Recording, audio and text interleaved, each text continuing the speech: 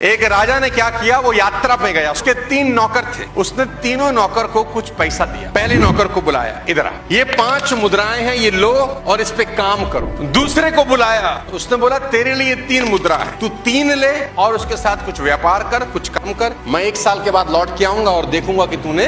तीसरे नौकर को बुलाया, उसको 1 मुद्रा दी कि ये तेरे पास 1 है, तू जा इसके साथ कुछ कार्य कर, कुछ धंधा पानी कर, मैं 1 साल के बाद लौट के आऊंगा और देखूंगा कि तूने इसके साथ क्या। जिसको 1 दी उसने कहा कि राजा की मुद्रा बड़ी कीमती, उसने तुरंत मिट्टी खोद उसमें दबा दी। जब राजा आएंगे सुरक्षित निकाल के। 1 साल के बाद राजा वापस आए, तीनों को खड़ा किया, बोला अपनी अपनी मुद्राएं लेकर आओ। जिसको पहले को 5 दी थी, 5 की 10 बना दी। ये 10 मुद्राएं राजा जी आपको अर्पित करता हूँ। राजा ने कहा वाह क्या बात है। दूसरे को जिसको 3 दी थी, उसने बोला मैंने भी धंधा किया राजा साहब, 3 की 5 बना दी है, ये आपके पास। तीसरे से पूछा तेरा क्या हाल है, उसने मिट्टी खोदी, बोला प्रभु 1 की 1 संभाल के रखी, कुछ खराब नहीं किया। राजा ने कहा वेल डन। राजा ने मंत्री को आदेश दिया कि जिसकी 1 है इससे ले लो और उसको दे दो जिसके पास 10। उसने बोला ये तो नाइंसाफी, हम पे तो 1 ही थी, वो भी आपने ले ली और उसको दे दी जिसके पास ऑलरेडी 10 है। तो राजा एक लाइन बोले, याद रखो जिसके पास है उसे और दिया जाएगा और इस तरह उसके पास बहुत हो जाएगा, लेकिन जिसके पास नहीं है उससे वह भी ले लिया जाएगा